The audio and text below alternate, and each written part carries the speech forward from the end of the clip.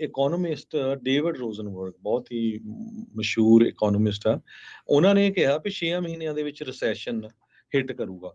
ਸੋ ਉਹਨਾਂ ਨੇ ਰੀਸੈਂਟਲੀ ਇੱਕ ਇੰਟਰਵਿਊ ਦਿੱਤੀ ਹੈਗੀ ਆ, ਉਹਦੇ ਵਿੱਚ ਵੱਖ-ਵੱਖ ਪੁਆਇੰਟ ਦੱਸੇ ਆ ਵੀ ਕਿਸ ਤਰ੍ਹਾਂ ਜੋ ਰਿਸੈਸ਼ਨ ਆ ਇਹ ਆ ਸਕਦਾ ਆ। ਕਹਿੰਦੇ ਵੀ ਬਿਗੇਸਟ ਇੰਟਰਸਟ ਰੇਟ ਸ਼ੌਕ ਹੋਇਆ 1981 ਤੋਂ ਬਾਅਦ, ਤੇ 1981 ਚ ਵੀ ਇਦਾਂ ਹੀ ਹੋਇਆ ਸੀ।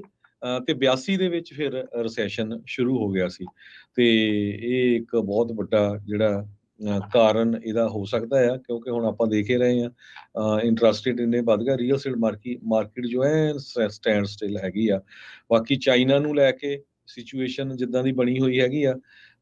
ਸੋ ਪਹਿਲਾਂ ਇਹ ਸੀਗਾ ਵੀ ਸੈਸ਼ਨ ਨਹੀਂ ਹੋਇਆ, ਹੋ ਸਕਦਾ 25 ਚ ਆ ਜਾਏ, ਹੁਣ ਇਹ ਲੱਗ ਰਿਹਾ ਵੀ ਰਿਸੈਸ਼ਨ 6 ਮਹੀਨਿਆਂ ਦੇ ਵਿੱਚ ਆ ਜਾਊਗਾ। ਤੇ ਜੇ ਅਨਫੋਰਚੂਨੇਟਲੀ ਰਿਸੈਸ਼ਨ 6 ਮਹੀਨਿਆਂ ਦੇ ਵਿੱਚ ਆਊਗਾ ਤੇ ਡੈਮੋਕ੍ਰੇਟਸ ਦੇ ਲਈ ਇੱਕ ਬਹੁਤ ਵੱਡਾ ਹੈਡਿਕ ਹੋਊਗਾ, ਕੱਲਾ ਪ੍ਰੈਜ਼ੀਡੈਂਸ਼ੀਅਲ ਇਲੈਕਸ਼ਨ ਦੇ ਲਈ ਨਹੀਂ, ਕਿਉਂਕਿ ਲੋਕਲ ਇਲੈਕਸ਼ਨਸ ਬਹੁਤ ਹੋਣੀਆਂ ਜਿਹਦੇ ਚ ਅਸੈਂਬਲੀ ਮੈਂਬਰ, ਸੈਨੇਟਰ, ਗਵਰਨਰਸ, ਹੋਰ ਇਹ ਸਾਰੀਆਂ ਹੋਣੀਆਂ, ਇਹਦੇ ਉੱਤੇ ਬਹੁਤ ਵੱਡਾ ਅਸਰ ਪਊਗਾ।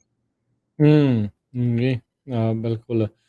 ਤੇ ਇਹ ਵੀ ਦੱਸਦੇ ਜਾਈਏ, ਕੈਲੀਫੋਰਨੀਆ ਹਾਈਵੇ ਪੈਟਰੋਲ ਨੇ ਬੀਤੇ ਸ਼ੁੱਕਰਵਾਰ 112 ਜਿਹੜੇ ਨਵੇਂ ਪੈਟਰੋਲ ਆਫਿਸਰਸ ਆ ਉਹਨਾਂ ਨੂੰ ਸਹੁੰ ਚੁਕਾਈ ਹੈਗੀ ਆ।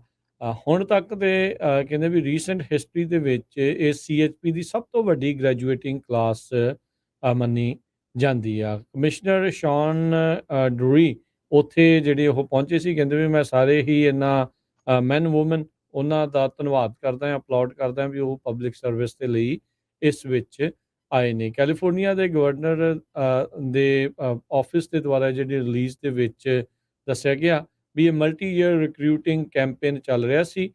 ਜਿਹੜੀਆਂ 1000 ਵੇਕੈਂਟ ਅਸਾਮੀਆਂ ਪਈਆਂ ਸੀਗੀਆਂ CHP ਦੀਆਂ, ਉਹਨਾਂ ਨੂੰ ਭਰਨ ਦੇ ਲਈ। ਸੋ ਉਹ ਕਹਿੰਦੇ ਵੀ ਅਸੀਂ ਹੁਣ 112 ਜਿਹੜੀ ਇਹਨਾਂ ਦੇ ਵਿੱਚੋਂ CHP ਆਫਿਸਰਸ ਆ ਉਹਨਾਂ ਨੂੰ ਹਾਇਰ ਕਰਕੇ ਟ੍ਰੇਨਿੰਗ ਦੇ ਕੇ ਗ੍ਰੈਜੂਏਟ ਕਰ ਚੁੱਕੇ ਹਾਂ। ਸੋ ਜੇ ਇਹਦਾ ਮਤਲਬ ਇਹ ਆ ਕਿ ਅਜੇ ਵੀ ਬਹੁਤ ਸਾਰੀਆਂ ਜਿਹੜੀਆਂ ਵੇਕੈਂਟ ਪੋਜੀਸ਼ਨਸ ਪਈਆਂ ਨੇ।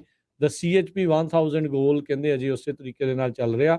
ਜੇ ਆਪਣਿਆਂ ਚੋਂ ਵੀ ਕੋਈ ਸੁਣ ਰਹੇ ਆ, ਕੋਈ ਇਸ ਪਾਸੇ ਵੱਲ ਨੂੰ ਜਾਣਾ ਚਾਹੁੰਦੇ ਹੋਣ ਤਾਂ ਭਾਈ ਤੁਹਾਡੇ ਕੋਲ ਇਹ ਮੌਕਾ ਹੈਗਾ ਆ।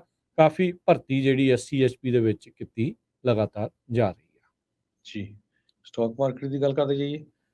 ਜੀ ਬਿਲਕੁਲ ਹਰਜੋਤ ਸਿੰਘ ਜੀ, ਸਟਾਕ ਮਾਰਕੀਟ ਦੇ ਉੱਤੇ ਜੇ ਅੱਜ ਆਪਾਂ ਨਜ਼ਰ ਮਾਰੀਏ, ਇਹਦੇ ਵਿੱਚ ਡਾਓ ਜੋਨ ਇਹ ਕਿਉਂਕਿ ਅੱਜ ਲੇਬਰ ਡੇ ਹੀ ਸੀਗਾ, ਜੀ ਸੋ ਇਸ ਦੀ ਜਿਹੜੀ ਉਹ ਛੁੱਟੀ ਰਹੀ ਆ। ਉੱਦਾਂ ਸੋਨੇ ਦਾ ਭਾਅ ਜੇ ਤੁਹਾਨੂੰ ਦੱਸਦੇ ਜਾਈਏ, ਗੋਲਡ $1964 ਪ੍ਰਤੀ ਆਉਂਸ, ਕੱਚੇ ਤੇਲ ਦੀ ਕੀਮਤ $86 ਪ੍ਰਤੀ ਬੈਰਲ ਜਿਹੜੀ ਉਹ ਰਹੀ ਆ। 10 ਈਅਰ ਯੀਲਡ 4.18% ਦੇ ਉੱਤੇ ਰਿਹਾ। ਕ੍ਰਿਪਟੋ ਕਰੰਸੀ 'ਚ ਬਿਟਕੋਇਨ 25,762 ਤੇ ਇਥੀਰੀਅਮ $1623 ਦੇ ਬਰਾਬਰ ਚੱਲ ਰਿਹਾ ਹੈ। $1 ਦੇ ਬਰਾਬਰ ਕੈਨੇਡਾ ਦੇ $1.36 ਰਹੇ ਆ, ਤੇ $1 ਦੇ ਬਰਾਬਰ ਇੰਡੀਆ ਦੇ $82.78 ਤੇ $1 ਦੇ ਬਰਾਬਰ ਕੈਨੇਡਾ ਦੇ $306, ਪਾਕਿਸਤਾਨ ਦੇ $306.63। ਤੇ ਬੜੀ ਹੈਰਾਨੀ ਦੀ ਗੱਲ ਆ ਰਾਜਕਨਵੀਰ ਸਿੰਘ ਜੀ, ਅਫਗਾਨਿਸਤਾਨ ਦੇ $1 ਦੇ ਬਰਾਬਰ ਅਫਗਾਨਿਸਤਾਨ ਦੇ $73.45 ਆ ਉੱਥੇ ਦੀ। ਸੋ ਅੱਜ ਦੀ ਡੇਟ ਦੇ ਵਿੱਚ ਅਫਗਾਨਿਸਤਾਨ ਦੀ ਕਰੰਸੀ ਇੰਡੀਆ ਦੀ ਕਰੰਸੀ ਨਾਲੋਂ ਡਾਲਰ ਦੇ ਮੁਕਾਬਲੇ ਸਟਰੋਂਗ ਆ। ਜੀ ਜੀ।